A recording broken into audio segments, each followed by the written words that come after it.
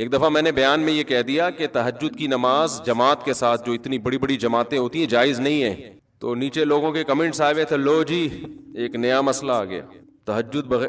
پھر پوچھنے لگے اس کی دلیل کیا ہے، کوئی حدیث کا ریفرنس تو دیا نہیں مفتی صاحب نے، بس مسئلہ بتا دیا. اتنے نیچے نیگیٹو کمنٹس کہ ان لوگوں کو یہ اپنے فرقے کے گول کیپر ہیں، یہ اپنے فرقے کو پھیلانے کی کوشش کر رہے ہیں، دیکھو بغیر دلیل کے.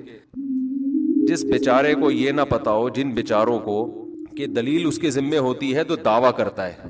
دلیل کس کے ذمے ہوتی ہے؟ جو دعویٰ کرتا ہے. جو دعویٰ کرے گا نا کہ تہجد کی جماعت اتنی بڑی حیت کے ساتھ کہ پبلک کو بلا کے اکٹھے جماعت کرائی جائے، وہ ایک نیا مسئلہ بیان کر رہا ہے. اس سے ہم پوچھیں گے قرآن و سنت سے اس کا ثبوت دکھاؤ، کہیں بھی نہیں ہے. تو دلیل اس کے ذمے جو اس عمل کو جائز کہہ رہا ہے، جو ناجائز کہہ رہا ہے اس کے ذمے ریفرنس پیش کرنا نہیں ہے. وہ بغیر ریفرنس کے اس کی بات زیادہ مضبوط ہے. نہیں آئی میرا غلط بات سمجھ؟ میں کہوں وسیم بھائی نے میرے 1,00,000 روپے چرائے ہیں، اللہ نہ کرے وسیم بھائی ایسے نہیں ہے. وسیم بھائی کہہ رہے ہیں میں نے کوئی نہیں لیے، کورٹ میں کیس گیا، میں کہہ رہا ہوں وسیم نے لیے ہیں. عدالت وسیم کہہ رہے ہیں میں نے نہیں لیے، عدالت مجھ سے کہتی ہے گواہ پیش کرو، دلیل دو اس نے لیے. میں کہتا ہوں دلیل یہ دے گا کہ اس نے نہیں لیے. بولو نا کیا ہو گیا؟ یہ کوئی عقل مندی کی بات ہوگی؟ میں بولوں گا کہ اس نے لیے ہیں، وہ کہے گا میں نے نہیں لیے. عدالت کہتی ہے مجھے کہ گواہ پیش کرو کہ اس نے چوری کی ہے، تمہیں کوئی کیمرہ دکھاؤ، کوئی دلیل دو. میں کہوں یہ دعویٰ کر رہا ہے کہ اس نے نہیں لیے، یہ دلیل پیش کرے گا. یہ عدالت کہے گی بھائی پہلے اپنی کھوپڑی کا علاج کراؤ. تو قرآن و سنت کے ساتھ جو ہے نا، جو آج کل نئے نئے اسکالر آ رہے ہیں انہوں نے اسی طرح تختہ مشق بنایا ہوا قرآن و سنت کو. انتہائی فضول بات ہے کہ قضاء عمری پہ دلیل مانگیں کہ نمازیں جب 10 سال کی اکٹھی ہو جائیں تو دلیل دو کہ یہ پڑھنا ضروری ہے. یہ ایسا ہی حماقت ہے کہ جیسے میں کہوں وسیم نے مجھ سے 1,00,000 روپے لیے، وہ کہہ رہے نہیں لیے، میں کہہ رہا ہوں دلیل دے کے نہیں لیے. نماز ذمے سے ساقط نہیں ہوتی جب تک قضا نہیں پڑھو گے آپ، اور توبہ بھی اور قضا بھی. تو دلیل اس کے ذمے جو کہے کہ 10 سال جب اکٹھی ہو جائیں تو بغیر توبہ بغیر قضا کے معاف ہو جاتی ہیں، وہ دعویٰ کر رہا ہے. وہ نماز آپ کے ذمے سے ساقط کر رہا ہے جو اللہ نے فرض کی ہے. اس ساقط کرنے کی کیا دلیل ہے؟ آپ کوئی ایک ضعیف حدیث بھی پیش کر دو. سمجھ میں نہیں آ رہی میرا خیال ہے بات؟ اتنا اسلام کا بھاری بھرکم حکم جس سے بڑا اسلام میں کوئی حکم ہی نہیں ہے. 10 20 سال ہو گئے پیتے رہے، نماز ہی گول کر دی. اب جب توبہ کی توفیق ملی ہے تو دین اللہ احق ان یقضا، حدیث میں آتا ہے اللہ کا قرضہ اس بات کے زیادہ لائق ہے کہ وہ ادا کیا جائے. ہم نے تو حدیث بھی پیش کر دی، ان کے پاس تو حدیث بھی نہیں ہے. اگر ہم حدیث نہ بھی پیش کرتے یہ والی، پھر بھی یہ عقل کی بات ہے، لاجک کی بات ہے کہ جب انسانوں کا قرضہ دینا ضروری ہے تو اللہ کا قرضہ بھی ضروری ہے. وہ اور نماز جیسا قرضہ وہ تو کبھی بھی ساقط نہیں ہوتا. نبی صلی اللہ علیہ وسلم سے میدان جنگ میں نماز قضا ہوئی، کیونکہ اس وقت میدان جنگ میں نماز کیسے پڑھی جائے گی یہ طریقہ نازل نہیں ہوا تھا. آپ نے پہلے اس کو قضا پڑھی ہے آپ نے، اس کے بعد بقیہ نمازیں پڑھی ہیں آپ نے. تو مدعی کون ہے جو یہ کہے کہ اتنی ساری نمازیں جب ذمے میں رہ جائیں گی تو وہ قضا پڑھے بغیر ہی معاف ہو جائیں گی؟ یہ شخص دعویٰ کر رہا ہے. اس سے ہم کہتے ہیں کہ اندھی تقلید مت کرو اپنے باپ داداؤں کی، آپ قرآن و سنت سے اس کا حوالہ پیش کرو. سمجھ میں آ رہی ہے بات؟ چاروں ائمہ کا، تمام فقہا کا اتفاق ہے کہ جب نماز ذمے میں جب قضا کر دی آپ نے تو توبہ اس بات کی کرنی پڑے گی کہ وقت پہ کیوں نہیں پڑی. لوگ کہتے ہیں نا توبہ سے تو گناہ معاف ہو جاتا ہے، تو گناہ معاف ہو جائے گا، لیکن وہ جو آپ کے ذمے نماز واجب ہوئی ہے وہ معاف قضا کے بغیر نہیں ہوگی. سمجھتے ہو کہ نہیں سمجھتے؟ لیکن وہ آپ دیکھو کتنا قضائے عمری پہ تماشا بنایا آج کل نئے نئے اسکالرز نے کہ قضائے عمری بس اللہ غفور رحیم ہے. اللہ پہ تم ایک چیز ڈال رہے ہو بغیر دلیل کے، اللہ غفور رحیم ہے، اتنا یہ کافی نہیں ہے کہ 10 سال کی نمازیں وہ جو آپ نے ٹائم پہ نہیں پڑھی وہ معاف کرنے کے لیے تیار ہے. یہ مطلب ہے غفور رحیم کا. یہ مطلب نہیں ہے کہ جو اس کا حق ہے وہ بھی آپ پی جاؤ گے، وہ تو آپ کو دینا پڑے گا. زکاتیں بھی ذمے سے ساقط نہیں ہوتی. 20 سال زکات نہیں دی تو 20 سال کی زکاتیں بولو دینی پڑیں گی. رمضان کے روزے چھوڑ دیے ادا کرنے پڑیں گے. حائضہ عورت سے اللہ نے نماز کو ساقط کر دیا، اس پر فرض ہی نہیں ہوتی، لہذا اس کو پڑھنے کا حکم نہیں ہے. اس کا تقاضا یہ تھا کہ روزہ بھی اللہ نے اس سے ساقط کیا نا، ہونا یہ چاہیے تھا روزہ بھی معاف کر دیا جاتا، لیکن اللہ نے روزہ معاف نہیں کیا. تو یہ بتانے کے لیے کہ فرض میں اصل تو یہی ہے کہ قضا کیا جائے گا، چاہے اللہ کے کہنے سے ہی قضا کیا ہو. نماز میں اللہ نے اس کو چھوٹ دی ہے، لیکن وہ چھوٹ بھی اس لیے کہ وہ اللہ کے آرڈر پہ چھوڑ رہی ہے. آپ نے جو 10 سال نمازیں پی ہیں وہ اللہ کے کہنے پہ نہیں چھوڑی ہیں. بعض لوگ یہ دلیل دیتے ہیں کہ ما جعل علیکم فی الدین من حرج، اللہ نے دین میں تنگی نہیں رکھی ہے، تو 10 20 30 سال کی نمازیں قضا لگانا یہ تو حرج ہے دین میں. واقعی حرج ہے 30 سال کی نمازوں کا کسی کو حکم دینا پڑے، لیکن یہ حرج اس وقت ہے جب 30 سال کی نمازیں آپ اس سے ایک دن میں پڑھوائیں. جب آپ 30 سال کی نمازوں کے لیے 30 سال کا ٹائم دے رہے ہیں اس کو، یا 10 سال کا ٹائم دے رہے ہیں، پھر تھوڑی حرج ہے. تو یہ نئے نئے اسکالرز کو سننا چھوڑ دو خدا کے واسطے، یہ تمہیں جہنم کی آگ کی طرف لے کے جائیں گے. یہ ریفرنسز ہیں ان کے پاس، قرآن حدیث آتا واتا ان کو کچھ بھی نہیں ہے. میں جو اتنا چیختا ہوں نا مجتہدین کو فالو کرو، ابو حنیفہ، مالک، شافعی، احمد بن حنبل، یہ اس لیے کہ تم ان لوگوں سے بچو، اپنے فرقے کے گول کیپر کے طور پہ نہیں.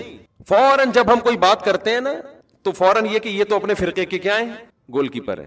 یہ بات غیر مسلم بھی کرتا ہے. جب آپ اسلام کے برحق ہونے کی بات کرتے ہو، کہتے ہیں یہ تو چونکہ مسلم ہے لہذا اس نے کس کو سپورٹ کرنا ہے، اسلام کو. بھائی ہم مسلم ہونے کی وجہ سے اسلام کو سپورٹ نہیں کر رہے، اسلام کے مدلل ہونے کی وجہ سے مسلم ہیں. اسلام کے علاوہ ہمیں کوئی سمجھ میں ہی نہیں آتا. تو ہم جو چاروں ائمہ کے قائل ہیں نا کہ ان چاروں فقہ میں سے کسی ایک کو فالو کرو، اس لیے نہیں کہ ہم ان میں سے ایک کو فالو کرتے ہیں، بلکہ اس لیے کہ ہم فالو اس لیے کرتے ہیں کہ ان کا فقہ مدلل ہے، اس میں قرآن و حدیث کو صحیح طرح سے سمجھا گیا ہے، اور اس میں امت اختلاف اور انتشار سے بچے گی. اس کے علاوہ جتنے پیکج امت کو جوڑنے کے لیے دیے جا رہے ہیں وہ امت کو جوڑنے کے بجائے توڑ رہے ہیں. سمجھ میں آ رہی ہے بات کہ نہیں آ رہی؟ وہ پیکج بڑے جاندار، شاندار اور پرکشش، لیکن ان پیکجز پہ جب آپ عمل کریں گے نا تو اس میں ٹوٹنے کا عمل بڑھتا چلا جائے گا. ہر اسکالر ایک نیا فرقہ ہے اور دعویٰ یہ کرتا ہے کہ میں قرآن و حدیث کے علاوہ کسی چیز کو نہیں مانتا. لیکن 4 اسکالر ہوں گے تو چاروں کی الگ الگ رائے، 5واں ہوگا تو اس کی الگ رائے، 6واں ہوگا تو اس کی الگ رائے. چند چیزوں میں متفق ہوتے ہیں، باقی ہر چیز میں الگ ہیں. تو یہ امت کا ویسے ہی بیڑا غرق ہونے والا ہے جس طرح سے ابھی چل رہا ہے نا حساب کتاب. اور ان جدید جتنے اسکالرز ہیں نا ان میں ایک چیز کامن ہے، قضاء عمری کا سب کیا کرتے ہیں، انکار. قدیم جتنے اسکالرز ہیں مذہب کے ان میں ایک چیز قدر مشترک ہے، قضاء عمری کا کوئی بھی انکار نہیں کرتا. قضاء عمری سمجھتے ہیں کہ نہیں سمجھتے؟ تو کہاں ہم ابھی آتے ہیں اس دوبارہ سے اصل ٹاپک کی طرف آؤں گا میں. تو وہ میں کہہ رہا تھا کہ اجتماعی حیات پہ قرآن خوانی کیا ہے میرے بھائی؟ بولو نا، جائز نہیں. اس کیوں جائز نہیں؟ جب اجتماعی سطح پہ کوئی عمل کرتے ہیں، جیسے تہجد ہے، تہجد میں نبی صلی اللہ علیہ وسلم نے لوگوں کو جمع کر کے کبھی نہیں بلایا، کوئی ایسی روایت نہیں ہے. ہمیشہ آپ نے تہجد پڑھی، 1 2 3 4 صحابہ آپ کے ساتھ شامل ہو گئے. یہ جائز ہے، ہم بھی اس کو جائز کہتے ہیں. امام ابو حنیفہ کو چونکہ قرآن و سنت بہت اچھی طرح سے آتا تھا لہذا اس عمل کو امام حنیفہ جائز کہتے ہیں. بھائی اتفاقی طور پر کوئی تہجد کے لیے کھڑا ہوا ہے، 2 4 آدمی اس کے پیچھے آ جائیں، اعلان کر کے کہ فلاں اتنے بج کے اتنے منٹ پہ ہمارے یہاں تہجد کی نماز ہوگی، تمام حضرات تشریف لے آئیں. اس کا ثبوت ہمیں قرآن و سنت میں نہیں ملتا، صرف رمضان میں حضرت عمر کے عمل سے ملتا ہے، تراویح جس کو کہا جاتا ہے، اس لیے اس کو نام بھی الگ دیا گیا. سمجھتے ہو کہ نہیں سمجھتے؟ اس میں اجتماعی حیات. اور حضرت عمر نے کیوں؟ اس لیے کہ نبی نے یہ رمضان میں 3 دن کیا پھر چھوڑ دیا تاکہ فرض نہ ہو جائے. تو حضرت عمر سمجھتے تھے کہ آپ نے اس لیے چھوڑا فرض نہ ہو جائے، یہ اس کی علامت ہے، آپ اس کو زندہ رکھنا چاہتے تھے. تو اب فرضیت کا امکان ختم ہو گیا لہذا حضرت عمر نے اس عمل کو دوبارہ شروع کرا دیا. تو رمضان گیا اور وہ تراویح کی نماز گئی. اس میں قیام اللیل کا بھی ہمیں ثبوت نہیں ملتا کہ الگ سے پھر رات کو اجتماعی حیات پہ نماز پڑھی جائے. یہ جو لوگ کہتے ہیں نا قضاء عمری نہیں ہے، یہ فضول باتیں کرتے ہیں، اجماع امت کے خلاف باتیں کرتے ہیں. آج کل کے اسکالرز جو بھی اجماع امت کے خلاف لے کے جا رہا ہے، آپ اس کی بات کو اٹھا کے دیوار پہ مار دو، اس پر اجماع امت کا. آج کل کے مفتیوں کے اختلاف کی کوئی ویلیو نہیں ہے. جو پہلے مسائل اتفاقی ہو چکے ہیں وہ ہو گئے. تو آپ کیا سمجھتے ہو کہ آپ نے نماز کی توبہ کر لی، اللہ معاف کر دے گا؟ اللہ کہے گا معاف کر دوں گا. معاف کیا کروں گا؟ ٹائم پہ پڑھنی تھی نہیں پڑھی، یہ جرم معاف کر دوں گا. لیکن جو دین آپ کے ذمے ہے وہ کوئی مفتی یا مذہبی اسکالر معاف نہیں کر سکتا. اس میں ہمارے پاس اللہ کی طرف سے دلیل ہوگی. یہ لوگ جو کہتے ہیں نا قضاء عمری کی کوئی دلیل دو، ان سے بولو معافی کی دلیل دو آپ، کہ بغیر پڑھے نمازیں معاف ہو جاتی ہیں. تم کہاں سے اللہ کی طرف ایک ایسی چیز کی نسبت کر دیتے ہو جس کا اللہ نے کوئی ذمہ داری نہیں لی ہے؟ کتنا بڑا جرم کیا، نماز کو ساقط کر دیا بغیر کسی دلیل کے. ہے بھائی دیکھو، جس کا حق ہے اس کو حق ہے نا کہ وہ ساقط کر دے. مثال سے بات سمجھاتا ہوں. آپ نے مجھ سے 1 لاکھ روپے لیے اور پی گئے. آپ نے کہا تھا 1 مہینے بعد دوں گا. بھائی یہ بچوں کو خاموش کروائیں اوپر، ٹھیک ہے؟ آپ نے مجھ سے 1 لاکھ روپے قرض لیے. قرض کس کا تھا؟ میرا. آپ نے کہا 1 مہینے بعد دوں گا. آپ 1 مہینے بعد نہیں دے رہے، ترسا رہے ہیں، تڑپا رہے ہیں. 6 مہینے گزر گئے. مجھے بہت غصہ آ رہا ہے کہ آجا، پکڑائی میں آئے گا تو نہیں چھوڑوں گا میں تجھے. اور میں نے کہا تو 6 مہینے بعد لے کے بھی آئے گا نا، پیسے تو لوں گا لیکن سزا دوں گا تجھے، کیونکہ تو نے اتنا ڈیلے کیوں کیا. آپ نے سوری کر لی 6 مہینے بعد کہ یار معافی چاہتا ہوں یار. اب جب آپ نے سوری کی ہے, میں نے کہا چلو بھائی اب یہ قرض لے آئے گا, اب میں اس پہ غصہ نہیں ہوں گا کیونکہ میں نے اس کو معاف کر دیا, یہ جو ڈیلے کیا نا معاف کر دیا. تیسرا بندہ اٹھ کے اس کو جا کے کہتا ہے اب تو پیسے نہ دے, اب تو پیسے مفتی صاحب کے پیسے نہ دے. اگلا کہتا ہے بھائی کیوں نہیں دوں, ایک تو میں نے ڈیلے کیا اب بھی میں نہ دوں. تو وہ اگلا بندہ کہتا ہے بھائی اس کی کیا دلیل ہے کہ تیرے ذمے مفتی صاحب کے پیسے ہیں, اس پہ کوئی حدیث, اس پہ کوئی قرآن کی آیت کہ تو نے ابھی بھی دینے ہیں. تو یہ سمجھدار ہوگا تو کیا کہے گا, بھائی یہ معاف کرنے کا حق اس کو ہے جس نے پیسے دیے ہیں, یہ تھرڈ پرسن کو بولو نہیں. تو اگر مفتی صاحب نے ایسی کوئی بات کہی ہے کہ جو ڈیلے کر دے گا تو میں معافی کر دوں گا, یعنی جو ٹائم پہ میرا قرضہ نہیں دے گا نا, اب اس کو میری طرف سے یہ سہولت ہے کہ صرف توبہ کر لے, قرضہ بھی ختم. اس سے بڑا مفتی دنیا میں کوئی بیوقوف دیکھا آپ نے جو کہے کہ جس نے میرے پیسے ٹائم پہ نہیں دیے اب وہ صرف سوری کرے گا, صرف سوری کرے گا تو وہ پورا ہی اڑا دوں گا میں اس سے قرضہ. تو اگر یہ سامنے والا جو 1 لاکھ روپے کھا کے بیٹھا ہوا ہے نا, یہ 2 نمبر ہوگا نا, تو ان مذہبی اسکالر کی باتیں اس کو فوراً سمجھ میں آئیں گی جو یہ کہہ رہے ہیں کہ نہ دو. لیکن 1 نمبر ہوگا نا تو وہ کہے گا اس کی کیا دلیل ہے کہ جس کا حق تھا اس نے معاف کر دیا ہے, اس کی دلیل. مفتی صاحب سے کوئی تحریر لے کر آؤ. قضائے عمری کے ساتھ یہی حشر کیا ہے آج کل کے مذہبی اسکالرز نے, اور آج کل کے مذہبی اسکالرز کو جنہوں نے اپنا باپ بنا لیا ہے ائمہ مجتہدین کو چھوڑ کر, ان لوگوں نے بھی یہی حشر کیا ہے. اللہ میاں نے کہا تھا نماز قائم کرو, فجر کی نماز فجر کے ٹائم پہ ہونی چاہیے, ظہر کی ظہر کے ٹائم پہ ہونی چاہیے. لوگوں نے کیا کیا, نہیں قائم کی, قضا کرتے رہے, 10 سال تک قضا کر کے اپنے اوپر ایک بوجھ کھڑا کر لیا. تو آپ کو خیال آیا کہ یار میں نے بہت بڑا جرم کیا, 10 سال نمازیں نہیں پڑھی, میں توبہ استغفار کروں. آج کل کے جو مذہبی اسکالر قرآن و سنت کے نام پہ جو بیوقوف بناتے ہیں, جن کو قرآن و سنت کے علاوہ سب کچھ آتا ہے, سینس تو ہے ہی نہیں. میں بار بار کہتا ہوں یہ جو آج کل کے مذہبی اسکالر تمہیں مجتہدین سے ہٹا رہے ہیں نا قرآن و سنت کے نام پہ, خدا کی قسم یہ قرآن و سنت میں نہیں لے کر آ رہے, یہ اپنا منجن بیچ رہے ہیں. قرآن و سنت جو ایکسپلین پہلے ہو چکا ہے نا وہ آتھینٹک ہے, وہ مستند ہے. آج کل کے تلوں میں تیل نہیں ہے ان اسکالرز میں, یہ اتحاد امت کے نام پہ اپنا منجن بیچ رہے ہیں. تو انہوں نے کیا کیا, 10 سال ایک آدمی نے نماز نہیں پڑھی, اتنا بڑا جرم کیا, اللہ کا قرض اس کے اوپر. حدیث میں آتا ہے دین اللہ احق ان یقضا, اللہ کا قرض سب سے زیادہ اس لائق ہے کہ وہ ادا کیا جائے. آپ نے اللہ کا قرض اپنے اوپر لاد دیا. اب آج کل کے اسکالر میں سے کوئی اسکالر اٹھا, اس نے کہا کہ صرف سوری کر لو اللہ تعالیٰ سے, یہ 10 سال کی نمازیں کیا ہو جائیں گی, معاف. جب آپ ریلائبل مفتیان کرام کے پاس گئے, انہوں نے کہا بھائی سوری کرنے سے یہ جرم معاف ہو جائے گا کہ آپ نے 10 سال تک پڑھی کیوں نہیں ہے, لیکن اللہ کا قرضہ معاف نہیں ہوگا. تو وہ اسکالر جو نام نہاد اسکالر ہیں, انہوں نے کہا اس کی کیا دلیل ہے کہ معاف نہیں ہوگا, ہے بھائی اس کی کیا دلیل ہے کہ معاف نہیں ہوگا, حالانکہ دلیل اس کی ہونی چاہیے کہ معاف ہو گیا ہے. کہ مفتی صاحب سے پوچھ کے آؤ کہ اس کی کیا دلیل ہے کہ وہ 10 سال کی نمازیں معاف نہیں ہوں گی. مفتی اگر مفتی ہوگا تو کہے گا اس لیے کہ ہمارے پاس اس کی کوئی دلیل نہیں ملتی کہ اللہ نے وہ نمازیں معاف کر دی ہیں. لہذا جو اسکالر یہ بات کر رہا ہے نا, مفتی کہے گا کہ اس سے پوچھ کے آؤ کہ اس کی کیا دلیل ہے کہ سوری سے وہ ساری نمازیں ذمے سے ساقط ہو جاتی ہیں توبہ کرنے سے, کیونکہ تمہارے پاس کوئی دلیل نہیں ہے کہ اللہ نے وہ معاف کر دی ہیں. تو تم اللہ کی طرف اس بات کی نسبت کیوں کر رہے ہو جو اللہ نے کہی نہیں ہے. کہاں اللہ نے لکھا ہے کہ جان بوجھ کر نماز چھوڑ دو گے تو میں نمازی ذمے سے ساقط کر دوں گا, کہیں لکھا ہوا ہے یہ؟ بولو بھائی کیا ہو گیا, کہیں ہے قرآن میں حدیث میں کہ جو 10 سال چھوڑے گا تو خالی سوری سے اس کا قرضہ معاف کر دوں گا؟ آپ خود قانون ساز بن گئے ہو. لوگ کہتے ہیں کہ جی حرج بہت ہے 10 سال کی نمازیں پڑھنے میں, اور اسلام میں تنگی نہیں ہے. حرج جب ہے جب 10 سال کی نمازیں ایک دن میں ہو. 10 سال کی نمازیں 10 سال میں کر لو بھائی.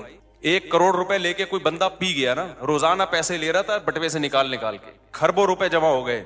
تو جب تک جس کے پیسے چرائے ہیں وہ معاف نہ کرے اور آپ کے پاس دلیل نہ ہو کہ اس نے معاف کر دی ہیں, کیا وہ کروڑوں روپے معاف ہوں گے اس بیس پہ کہ یہ حرج ہے ان کروڑوں کے ادا کرنے میں؟ کورٹ یہ کہہ دے گی کہ بھائی تھوڑے تھوڑے کر کے پے کر دو, ایک دم نہ دو. ذمے سے ساقط کر دینا یہ آج کل کے مذہبی اسکالر کی بہت بڑی جرت ہے, جو انہوں نے کس کی طرف نسبت کر دی, بغیر کسی دلیل کے کس کی طرف نسبت کر دی, اللہ کی طرف. اور ایسے جاہل ہیں, مطالبہ ہم سے کرتے ہیں کہ قرآن حدیث سے دلیل لے کر آؤ کہ 10 سال کی نمازیں قضا کرنا لازم ہے. بھائی جس نے معاف کی ہیں آپ اس سے دلیل لے کر آؤ. کہاں اللہ نے لکھا ہے کہ میں نے معاف کر دی؟ قرضہ اللہ کا ہے اور معاف کون کر رہے ہیں؟ آج کل کے اسکالر. خوف بھی نہیں آتا خدا کا ان لوگوں کو, شرم بھی نہیں آتی. سمجھتے ہو کہ نہیں سمجھتے ہو؟ اور جب میں جذباتی ہوتا ہوں نا تو آج کل کے کچھ اسکالرز نے میرے خلاف مضمون لکھنا شروع کر دیا, مفتی صاحب کچھ ٹاپکس ایسے ہیں جس میں اعتدال سے ہٹ جاتے ہیں.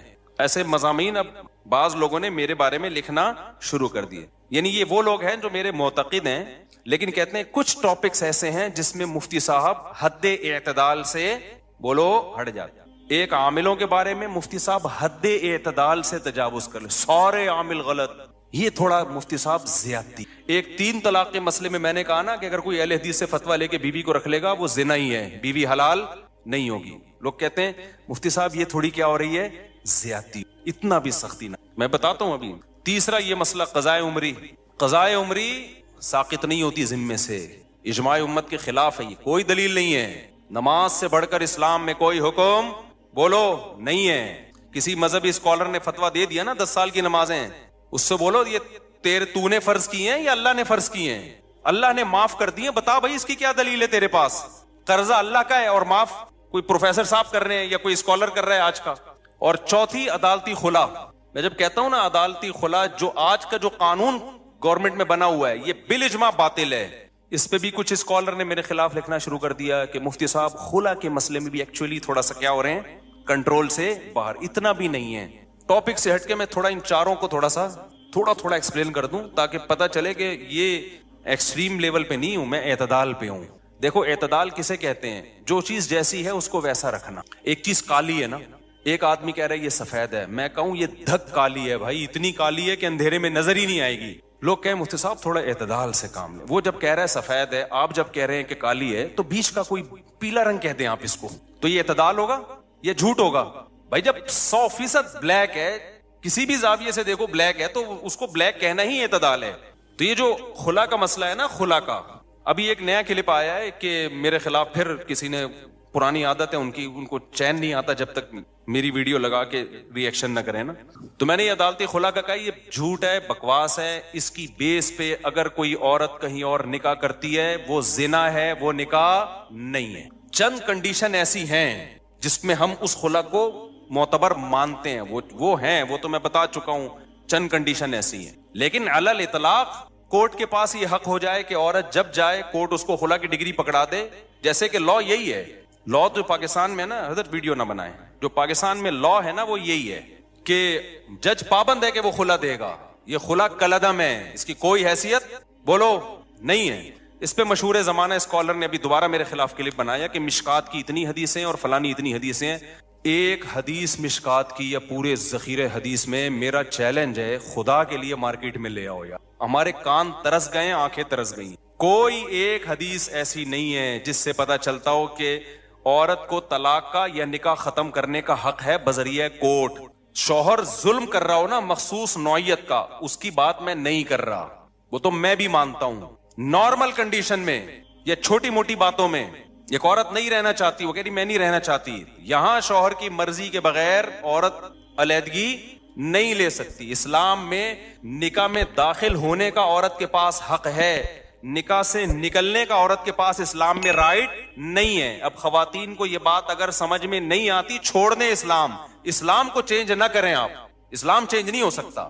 سمجھ میں آ رہی ہے بات کہ نہیں آ رہی؟ آپ چھوڑ دیں بھائی, ہمیں یہ اسلام میں لگتا ہے یہ ظلم ہے عورت کے اوپر, تو نہ لاؤ, آپ جاؤ کسی ہندو سے شادی کرو. آپ اس کے پاس, ان کے پاس ہر وقت حق ہے بھائی, جیسے ہندو خود طلاق دے سکتا ہے, عورت بھی جب چاہے عدالت سے خلا لے سکتی ہے. اسلام میں ایسا ہی ہے.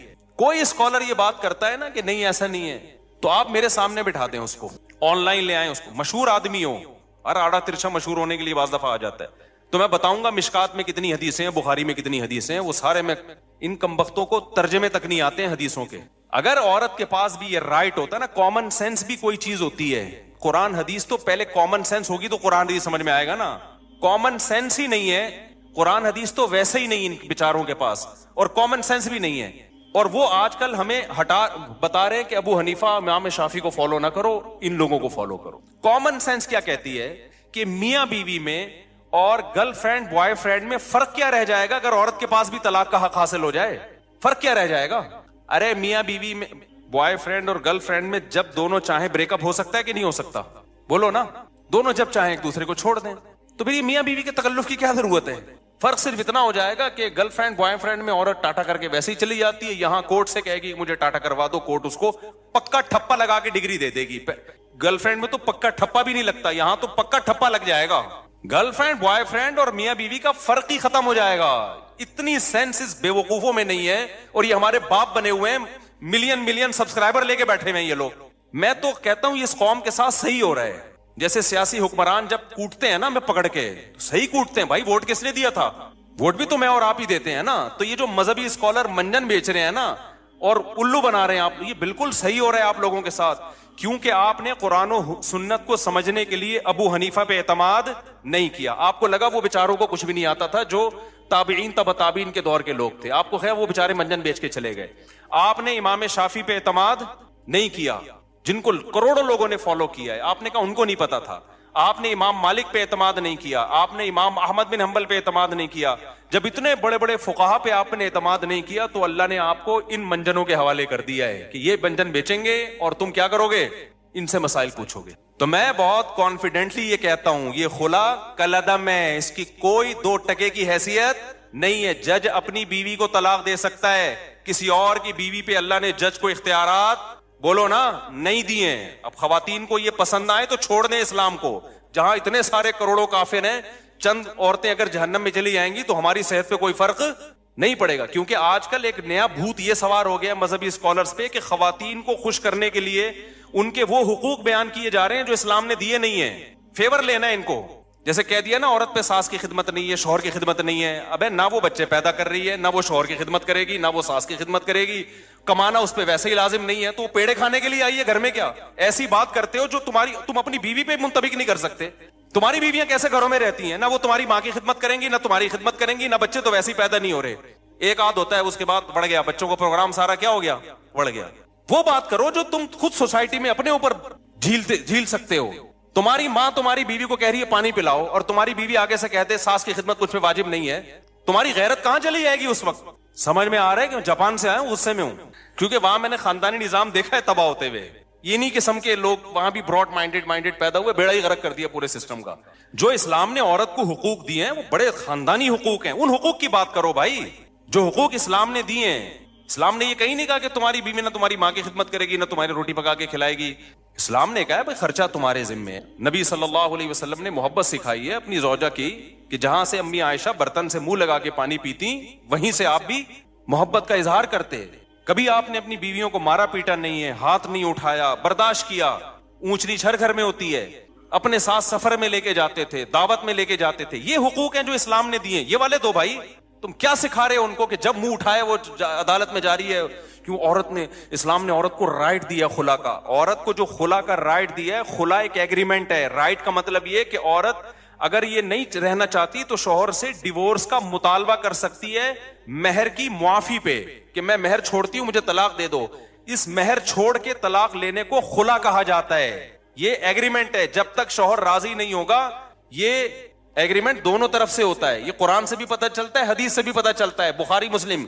और ये जो स्कॉलर ने कह दिया ना कि मिशकात पर इतनी हदीसें हैं, मेरा चैलेंज है एक हदीस आप तर्जमा करके बता दो जिससे आपका वाला खुला जो आप साबित करना चाहते हो वो साबित हो जाए। तो मैं जब किसी पे इतना मजबूत दावा कर रहा हूं ना, तो फेंक नहीं रहा होता मैं बैठ के यहां। समझ में आ रही है बात? एक दूसरी बात आमिलों के बारे में। अभी हमारे एक दोस्त हैं हजरत, यानी क्या नाम है, मुझसे जूनियर हैं अगरचे काफी वो, लेकिन काफी पॉजिटिव काम कर रहे हैं। मुफ्ती रशीद अहमद खुर्शीद साहब हैं मुझसे काफी जूनियर, लेकिन माशाल्लाह बहुत अच्छा काम कर रहे हैं, पॉजिटिव। उनसे किसी ने सवाल पूछा कि मुफ्ती तारिक मसूद साहब आमिलों के बहुत खिलाफ हैं, बहुत एक्सट्रीम लेवल पे गए हुए हैं। उन्होंने अपने हिसाब से जवाब दिया कि भाई वो थोड़ा सारे गलत नहीं है, कुछ इनमें ठीक भी हैं। आमिलों के बारे में सारे गलत नहीं होते, कुछ इनमें बोलो ठीक। एक तो ये बात भी की कि भाई रुकिया तो इस्लाम में साबित है, तो मैं रुकिया का तो मैं मुनकिर नहीं हूं भाई। दम तो मस्जिद के इमाम से करवा लो, जिन चुड़ैल भूत भी किसी पे करोड़ों में किसी 2-4 पे आ सकता है, तो किसी भी नेक आदमी से दम करवा लो। और हजरत मुफ्ती मूसा रूहानी बाजी रहमतुल्लाह अलैह वो आमिल नहीं थे, खुदा के लिए उनको बदनाम मत करो, वो आमिल नहीं थे। ये उनकी करामत थी कि कोई भी कुछ लिख के दे दिया करते थे। अल्लाह उनको दुआ थी, उनकी माँ की या किसी बुजुर्ग ने उन्होंने खिदमत की थी, गालिबन उनकी वालदा ने उनके लिए दुआ की थी कि तू किसी के लिए कुछ भी लिख के दे देगा, अल्लाह उसको पूरा कर देगा। तो अहलुल्लाह के साथ अलग मामलात होते हैं, वो आमिल नहीं थे। मैंने ये बात बयान में कही थी, उनके बेटे ने आके फिर जामियत रशीद में बताया कि वाकई मेरे वालिद साहब आमिल नहीं थे। ये करामत थी उनकी कि किसी को भी कुछ लिख दिया तो बस वो हो गया। کرامت کے تو پھر کچھ بھی ہو سکتا ہے نا. تو یہ جو ان کا بھی بیان آیا اپنے لحاظ سے انہوں نے ٹھیک کہا, اپنے لحاظ سے, کہ عامل جو ہے ایکچولی کچھ یوں بھی ہوتے ہیں, کچھ 1% صحیح بھی ہوتے ہیں, 1% بھی صحیح نہیں ہوتا. اگر مجھے ایک بندہ عاملوں میں صحیح مل جائے نا, میں عجائب گھر میں رکھواؤں گا, 1 کروڑ روپے کا ٹکٹ لگاؤ اس کے اوپر, کیونکہ ایسی چیزیں مارکیٹ میں ہے ہی نہیں. آپ کہہ سکتے ہیں وہ بھی آپ سے جونیئر ہیں, اور اچھا آپ خود کہہ رہے ہو کہ بھئی جامعہ کے ٹیچر ہیں, استاذ ہیں, تو کیا وہ غلط بول رہے ہیں؟ وہ غلط بول رہے ہیں. اب آپ کہہ سکتے ہو کہ بھئی اس کا مطلب وہ صحیح عالم نہیں ہے. بھائی اس کا علم دین سے تعلق نہیں ہے, سمجھ رہے ہو؟ علماء سے وہ چیزیں پوچھیں جن کا دین کے علم سے تعلق ہے. نکاح طلاق کے مسائل, وراثت کے مسائل, عامل صحیح ہوتے ہیں غلط ہوتے ہیں, یہ قرآن و سنت کا مسئلہ نہیں ہے, یہ مشاہدے کا مسئلہ ہے. ان کی عمر کم ہے, میرے تجربہ زیادہ ہے, ہم نے ایک بھی نہیں دیکھا ڈھنگ کا, بہت تلاش کیا, بہت تلاش کیا. اور میں جو کہتا ہوں وہ سارے 2 نمبر ہوتے ہیں, اس کا مطلب یہ نہیں ہے سارے برے ہوتے ہیں, ان میں کچھ نیک بھی ہوتے ہیں, تھوڑے سے نیک بھی ہوتے ہیں, لیکن اوپر کی سیٹنگ ان کی خراب ہوتی ہے, پاگل ہوتے ہیں, عملیات کر کر کے کھوپڑی خراب ہو جاتی ہے, ان کو جن چڑیل بھوت اس لیے نظر آتے ہیں کیونکہ کھوپڑی کام نہیں کر رہی ہوتی. آپ کی کھوپڑی کام کر رہی ہوتی ہے, آپ ان کے پاس بیٹھتے ہو تو تھوڑے دن میں آپ کی کھوپڑی بھی کیا ہو جاتی ہے, آؤٹ. پھر آپ کہتے ہو یار میں بھی جب حضرت جی کے پاس گیا تھا, ایک چڑیل انہوں نے مجھے دکھائی, وہاں سے بھوت دکھایا. ابے وہ کچھ بھی نہیں دکھا رہا, وہ خود پاگل ہے, وہ خود دماغ خراب ہو گیا اس کا, فلیتے پلیتوں میں پڑھ کے. تم کیوں پاگل ہو رہے ہو؟ اس کے پاس جانے سے پہلے کبھی تمہیں یہ نظر آتا تھا چڑیل اور بھوت تمہیں نظر آتے تھے کبھی؟ تو یہ منجن ہمارے سامنے, کسی عامل کے باپ میں دم ہے, آئے ایک جن چڑیل بھوت میرے سامنے لا کے دکھائے. بکواس ہے, یہ منجن ہے. میں اتنا کانفیڈنٹلی جب ان کے اور مفتی رشید احمد خورشید تو ہم سے بہت جونیئر ہیں, اس بارے میں میں اپنے اکابر کو نہیں مانتا. نہیں آ رہی میرا خیال ہے بات سمجھ میں اپنے بزرگوں کو نہیں مانتا اس بارے میں. آپ کہہ سکتے ہو اچھا آپ اپنے بزرگوں سے بھی آگے نکل گئے. بھائی میں میڈیکل سائنس سے اپنے بزرگ سے آگے جا سکتا ہوں, میں ڈرائیونگ میں اپنے بزرگ سے آگے جا سکتا ہوں, میں دین کے علم میں اپنے بزرگ سے آگے نہیں جا سکتا. دین کے علم کی جہاں بات ہوگی میں اپنے بزرگوں کے سامنے ہتھیار ڈالوں گا. بھائی ان کا علم ہمارے علم سے زیادہ, ان کا تقوی ہم سے زیادہ. عاملوں کا تعلق علم دین سے نہیں ہے. یہ عامل ہندو پنڈتوں میں مسلمانوں سے زیادہ ہوتے ہیں, پادریوں میں زیادہ ہوتے ہیں, جن چڑیل بھوت بھگانے والے. اس کا تعلق ہے مشاہدے سے. یہ الو بنانے کی مشینیں ہیں, خود کچھ بیوقوف بن چکے ہوتے ہیں تو منجن بیچ رہے ہوتے ہیں. تو یہ کانفیڈنٹلی کہہ رہا ہوں میں, کانفیڈنٹلی. ایسا نہیں ہے کہ ہوائی ایک دم صبح اٹھا تو عاملوں کے خلاف تقریر شروع کر دی. کوئی بھی ڈھنگ کا نہیں ہے, ان سے دور رکھو اپنے آپ کو.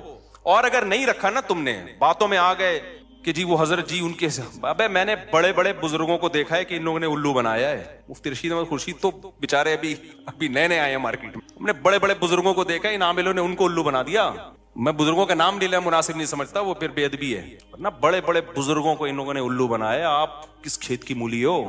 ہاں کانفیڈنس ہونا چاہیے انسان میں, ان کو سمجھنے کے لیے تھوڑا سا اعتماد ہونا چاہیے, پھر ان کا پتہ چلتا ہے. یہ بہت, اور یہ سعودی عرب کی مثالیں, اب امام کعبہ کو جن چڑیل بھوت, یہ منجن بہت ہم پہلے دیکھ چکے ہیں. میں نے بڑے بڑے بیوقوف دیکھے ہیں جو امام حرموں کے جا کے جن اتار رہے ہیں, وہ امام حرم کو بیوقوف بنا رہے ہوتے ہیں.